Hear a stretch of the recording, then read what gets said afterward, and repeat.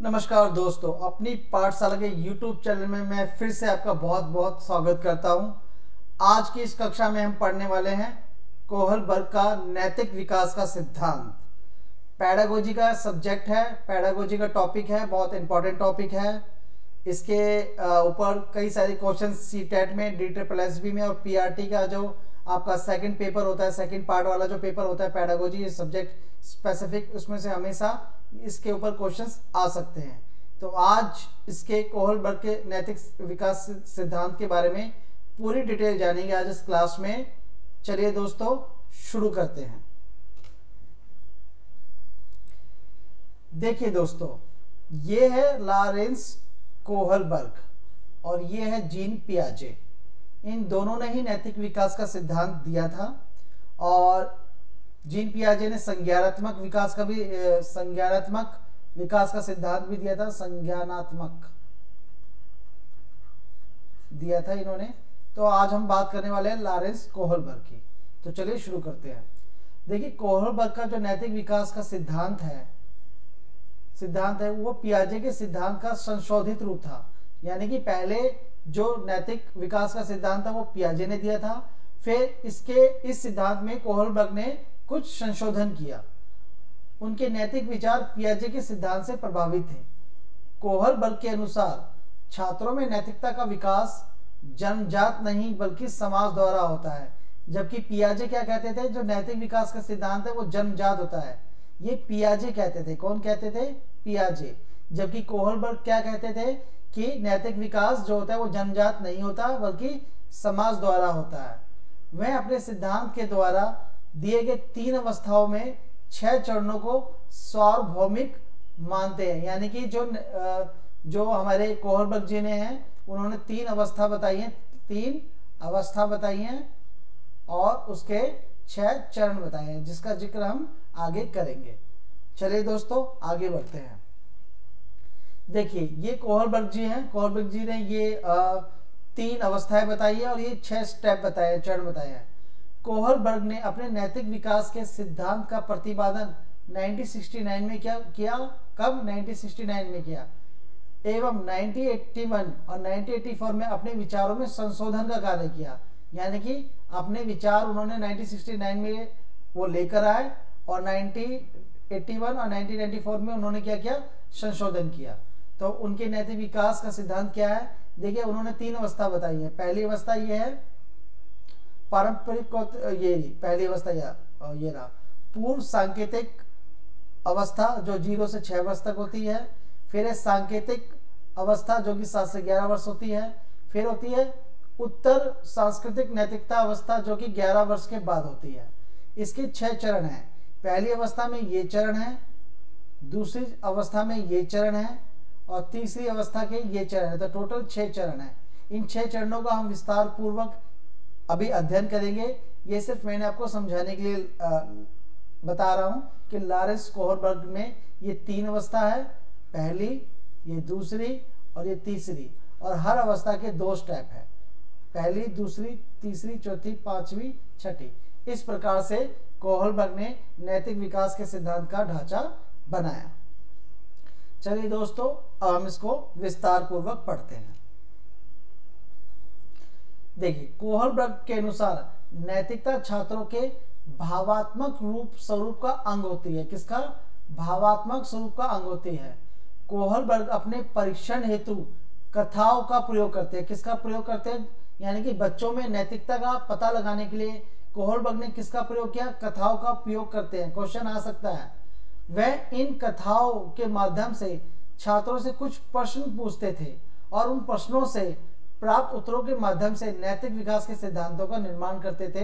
कि उन्होंने कुछ कहानी बताई और उस कहानी से कुछ क्वेश्चंस पूछे और उस क्वेश्चन के उत्तर के आधार पर नैतिक विकास के सिद्धांतों का निर्माण किया।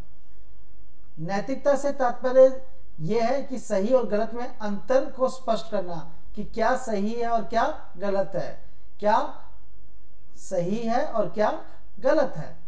नैतिकता समाज का वह तत्व है जिसकी उपस्थिति में सभ्य समाज का निर्माण किया जाता है।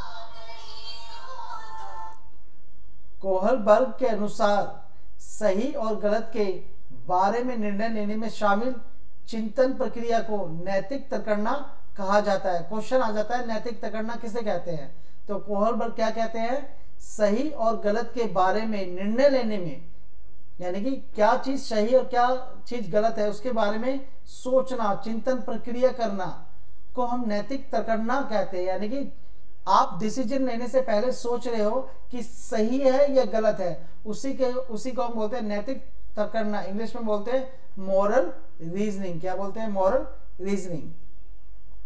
चलिए दोस्तों आगे बढ़ते हैं। सही और गलत के बारे में निर्णय नहीं ले पाने की स्थिति नैतिक द्वंद्व कहलाती है। क्या कहलाती है, नैतिक द्वंद्व। यानी कि आप किसी बारे में सोच रहे हो, आप ये पता नहीं लगा पा रहे कि सही है या गलत है, सही है गलत है, और बीच में फंसे हुए हो, तो उसे हम क्या बोलते हैं, नैतिक द्वंद्व। और इंग्लिश में क्या बोलते हैं, मोरल डायलिमा कहलाती है। बच्चों में नैतिकता 4 साल की उम्र से शुरू हो जाती है। कितने साल की उम्र से, 4 साल की उम्र से, ध्यान रखिएगा। जिसका मुख्य आधार क्या होता है, डर, भय, दंड का प्रभाव। यानी कि बच्चा 4 साल तक जब नैतिकता शुरू होती है उसमें, तो उसका आधार क्या होता है, यानी कि डर। वो नैतिकता पालन, चोरी ना करना, झूठ ना बोलना, ये काम नहीं करना, वो किसके आधार पे करता है, डर के मारे, भय के मारे, या मुझे कोई दंड ना दे, मुझे कोई मारे ना, मुझे कोई डांटे ना, उसी के आधार पे वो नैतिकता का पालन करता है। ठीक है दोस्तों, चलिए आगे बढ़ते हैं। कोहलबर्ग ने पाया कि ये नैतिक विकास के चरण सार्वभौमिक होते हैं। यानी कि जो ये सार्वभौमिक का मतलब होता है कि ये वर्ल्ड में हर एक बच्चे के ऊपर एप्लीकेबल होगा, चाहे वो इंडिया में हो, चाहे अफ्रीका का बच्चा हो, चाहे अमेरिका का, तो उसे ही बोलते हैं सार्वभौमिक। अगर हम भारत में इसका परीक्षण करेंगे तब भी वही रिजल्ट आएगा, या फिर हम इसका चीन में परीक्षण करेंगे बच्चों के ऊपर तब भी वही रिजल्ट आएगा। तो इसलिए ये सार्वभौमिक होते हैं, ध्यान रखिएगा। कोहलबर्ग का विश्वास था कि बच्चे का नैतिक विकास विशिष्ट से सामान्य की ओर होता है। तो इसका सिद्धांत, नैतिक विकास का सिद्धांत कोहलबर्ग के अनुसार विशिष्ट से सामान्य की ओर, यानी स्पेसिफिक से जनरल की तरफ जाता है। इन्होंने नैतिक विकास के चिंतन के बुनियादी स्तर पर, जिन्हें 2 चरणों में विभाजित किया गया है, बताया है। मैं ऑलरेडी पहले भी बता चुका है। पहला है प्री कॉन्वेंशनल स्टेज, पूर्व परंपरागत। दूसरा है कॉन्वेंशनल लेवल यानी पारंपरिक, और तीसरा है पोस्ट कॉन्वेंशनल यानी उत्तर पारंपरिक। 3 स्टेजों में बताया, जिसके हर एक के 2 चरण होते हैं, 6 स्टेप होते हैं। चलिए बात करते हैं इन चरणों और अवस्थाओं की। पहली अवस्था, ये क्या है, पहली अवस्था, इसी को बोलते हैं पूर्व परंपरागत अवस्था, जिसको बोलते हैं प्री कॉन्वेंशनल लेवल। ये 4 से 10 वर्ष की आयु में होता है, जिसमें बच्चा डर, भय और दंड के माध्यम से नैतिकता का पालन करना है, नैतिकता का पालन करता है। और इसमें 2 चरण होते हैं। देख, कोहलबर्ग के अनुसार नैतिक विकास की यह अवस्था 4 से 6 वर्ष तक चलती है। इस अवस्था में छात्रों का नैतिक विकास ना के बराबर होता है। मतलब वो डर के मारे नैतिकता का फॉलो करता है, लेकिन एक्चुअल में उनके अंदर से जो भाव होते हैं वो नैतिकता का विकास नहीं होता है, ना के बराबर होता है। अर्थात बालक इस अवस्था में सही और गलत के मध्य अंतर को समझने में असमर्थ होते हैं। ध्यान रखना, 4 से 10 वर्ष की आयु में बच्चा सही और गलत के मध्य अंतर को समझने में असमर्थ होते हैं। इस आयु में छात्र सही और गलत का चयन दंड पाने का भय और पुरस्कार पाने की लालसा से करता है, ठीक है, ना कि उसका अंतर्मन से करता है। कोहलबर्ग ने नैतिक विकास के इस अवस्था को 2 भागों में विभाजित किया गया है। पहला स्टेप क्या है इसका, है ओबीडेंस एंड पनिशमेंट ओरिएंटेशन, आज्ञाकारिता, दंड और अविन्यास। यानी कि बच्चा नैतिकता का पालन कब करेगा, दंड के भय से करेगा, यानी कि आगे का मानेगा, दंड, भय या पुरस्कार के कारण के आधार पर करेगा। स्टेज 2 कौन सा होता है, जैसे को तैसा, टिट फॉर टैट, यानी कि वो किस तरीके से नैतिकता उसमें होगी, जैसा आप उसके साथ बिहेव करेंगे वो वैसा ही करेगा। अगर आप बच्चे को गाली बकेंगे तो वो भी आपको गाली बकेगा, अगर आप बच्चे को अच्छी तरीके से बात करेंगे तो वो भी बच्चा भी आपको अच्छी तरीके से बात करेगा, ठीक है, इसी को बोलते हैं जैसे को तैसा, टिट और फैट। तो क्वेश्चन भी आ सकता है कि टिट और फैट, जैसे को तैसा जो अवस्था है वो कोहलबर्ग के अनुसार किस स्टेज पर है, तो ये क्वेश्चंस भी आ सकता है। इसको ही म्यूचुअल एक्सचेंज बोलते हैं, ये इंडिविजुअलिज्म एक्सचेंज बोलते हैं, या पर्सनल रिवॉर्ड ओरिएंटेशन भी इसे कहते हैं। चलिए दोस्तों आगे बढ़ते हैं। अब आते हैं दूसरी अवस्था। यह है दूसरी अवस्था जिसको बोलते हैं पारंपरिक अवस्था। ये 10 से 13 वर्ष होते हैं, इसमें भी 2 स्टेप होते हैं। कोहलबर्ग के अनुसार नैतिकता के विकास का यह दूसरा चरण है जो कि 10 से 13 वर्ष तक चलती है। इसके अंतर्गत छात्र अधिक सामाजिक होते हैं। क्या होते हैं? अधिक सामाजिक होते हैं, अर्थात वह ऐसे कार्य करते हैं जिससे समाज में उन्हें सम्मान प्राप्त हो सके। यानी कि 10 से 13 साल के बच्चे जो नैतिकता का पालन करते हैं वो सम्मान पाने के लिए करते हैं। किसके लिए? सम्मान, रिस्पेक्ट करने के लिए।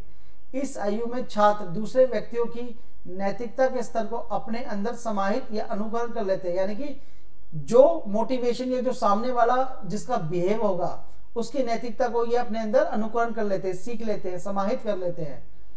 वहां दूसरे व्यक्तियों के मानकों के अनुसार सही और गलत के मध्य अंतर को स्पष्ट कर उचित निर्णय ले पाता है। यानी कि जो सामने वाला व्यक्ति बच्चों को बताएगा कि ये सही है या ये गलत है, बच्चा वही भाषा बोलेगा, जबकि वो अपनी बुद्धि का प्रयोग नहीं कर रहा है, वो सामने वाले का अनुकरण करके उस आधार में बताएगा कि चीज सही है या गलत है। इस अवस्था को भी कोहलबर्ग ने 2 भागों में विभाजित किया है जो इस प्रकार है। चलिए देखते हैं। देखिए पहली स्टेज, इसको बोलते हैं अच्छा लड़का अच्छी लड़की अविन्यास, interpersonal relationship, good boy nice girl. ये कब बोलेंगे?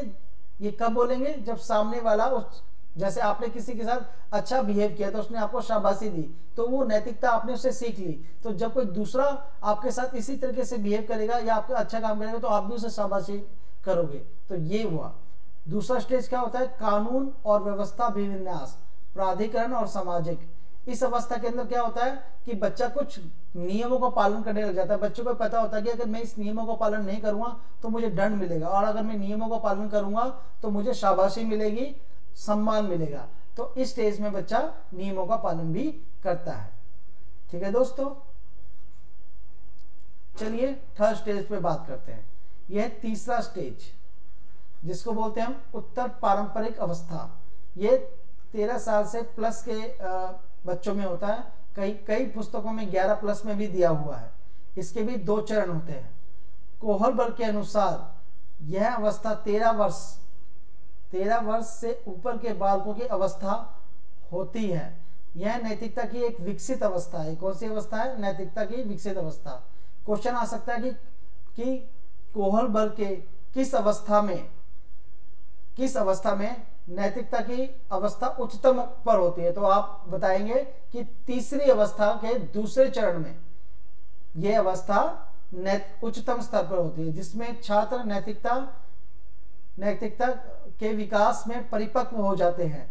इस अवस्था में छात्र समाज के प्रति अपने उत्तरदायित्व को ही प्रमुखता देने लगते हैं।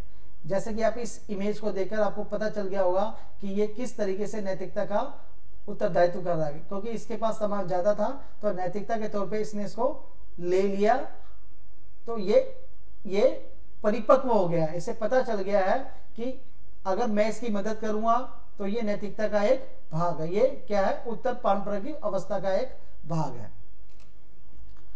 चलिए दोस्तों, इसके भी 2 स्टेप होते हैं। पहला स्टेप ये है, दूसरा स्टेप है। पहला स्टेप है स्टेज 5 का social contracts orientation and individuals, यानी कि सामाजिक अनुबंध का सिद्धांत। तो इस अवस्था में बच्चा क्या होता है? रिलेशनशिप बनाने लग जाता है नैतिकता के आधार पर। देख रहे हैं आप, इस तरीके से वो ग्लोबल हो जाता है और सार्वभौमिक नैतिक प्रमुख अभिन्यास आ जाता है। जैसे उसमें integrity, moral principle, honesty, right, fairness, responsibility, conscious, choice, honour, value, ये सारी चीजें उसके अंदर डेवलप होने लग जाती है। तो वो क्या हो जाता है? परिपक्व हो जाता है उसकी नैतिकता। ठीक है दोस्तों, चलिए दोस्तों आगे बढ़ते हैं। अब हम बात करते हैं कि ये जो हमने नैतिकता, कोहलबर्ग नैतिकता के बारे में जो हमने अभी पढ़ा है, उसमें मोस्ट इंपॉर्टेंट फैक्ट कौन कौन से है? देखिए, सही गलत को पहचानने में इन्होंने अपने प्रयोग में पूर्ण रूप से पुरुषों को लिया है। किसको? पुरुषों को यूज किया है, जबकि इसमें इन्होंने फीमेल्स पे काम नहीं किया है। ठीक है, इसलिए इस सिद्धांत को जेंडर बाइस्ड या थ्योरी भी कह सकते हैं। तो ये हम इसकी आलोचना कर रहे हैं। कोरल गिलियन कोहलबर्ग की छात्रा थी और उनका मानना था कि यह थ्योरी फेमिनिस्टिक पर्सपेक्टिव या नारीवादी नैतिकता का ध्यान नहीं रखता, क्योंकि इसमें एक्सपेरिमेंट करने में फीमेल्स को यूज नहीं किया था। दूसरा, सही गलत को पहचाना नैतिकता कहलाती है। ठीक है, सिर्फ इन्होंने इसी बात पे जोर दिया कि सही और गलत को पहचानना नैतिकता कहलाती है, यानी कि इन्होंने नैतिकता के डेफिनेशन को सीमित कर दिया। क्या कर दिया? सीमित कर दिया। हम इसकी आलोचना कर रहे हैं। अब नैतिक तर्क मोरल डिसीजन लेने के लिए जो थिंकिंग का प्रयोग करते हैं उसमें उसको मोरल रीजनिंग कहते हैं। एक बात ये पता चली हमें। और नैतिक तर्क दुविधा वाले सिचुएशन में फैसला लेने के लिए जो तर्क शक्ति का प्रयोग करते हैं, यानी जब हम किसी कन्फ्लिक्ट में, दुविधा में होते हैं और उस समय हम जिस तर्क शक्ति का प्रयोग करते हैं उसे नैतिक तर्क कहलाता है, मोरल रीजनिंग कहते हैं। ठीक है दोस्तों, चलिए आगे बढ़ते हैं। कोहलबर्ग का नैतिक विकास का सिद्धांत जीन पियाजे के संज्ञानात्मक विकास सिद्धांत से इंस्पायर्ड है। ध्यान रखिएगा, कोहलबर्ग ने विभिन्न प्रयोगों के बाद यह बताया कि व्यक्ति में नैतिक विकास मुख्य 3 स्तरों से होकर गुजरता है और प्रत्येक स्तर की 2 अवस्था होती है। इस बारे में मैं आपको बता चुका हूं। पहला प्री कॉन्वेंशनल लेवल, पूर्व परंपरागत, एक पारंपरिक, और तीसरा है इसका उत्तर पारंपरिक। ठीक है दोस्तों, तो इसके बारे में मैं आपको बता चुका हूं। ये सिर्फ मैं आपको ब्रीफ नॉलेज दे रहा हूं। तो दोस्तों, आज की इस क्लास में हमने नैतिकता के सिद्धांत पे बात करी। नैतिकता के बारे में हमने बात की। किसके? कोहलबर्ग के बारे में। कोहलबर्ग के बारे में। तो दोस्तों, कोहलबर्ग के नैतिकता के सिद्धांत में जो छोटी छोटी बातें थी वो सभी मैंने आपको बता दी। मेरी ये कक्षा आपको कैसे लगी, प्लीज इसे सब्सक्राइब करना ना भूले, इसे लाइक कीजिए, इसे शेयर कीजिए। और आप चाहे तो पेडागोजी की बहुत सारे टॉपिक मेरे प्लेलिस्ट में आपको मिल जाएंगे, तो आप वो टॉपिक्स भी देख सकते हैं। तो दोस्तों, आज की इस कक्षा के लिए इतना ही। अगली कक्षा में मैं पावलोव के सिद्धांत के ऊपर क्लास लेके आने वाला हूं। उस क्लास को देखना ना भूले। उसका नोटिफिकेशन आपको जल्द मिल जाएगा, लेकिन नोटिफिकेशन आपको जब भी मिलेगा जब आपने चैनल को सब्सक्राइब किया होगा। तो आज की क्लास के लिए सिर्फ इतना ही। मिलते हैं अगली क्लास में। अपनी पाठशाला में क्लास देखने के लिए या अपनी पाठशाला में बने रहने के लिए आपका बहुत बहुत धन्यवाद। Thank you.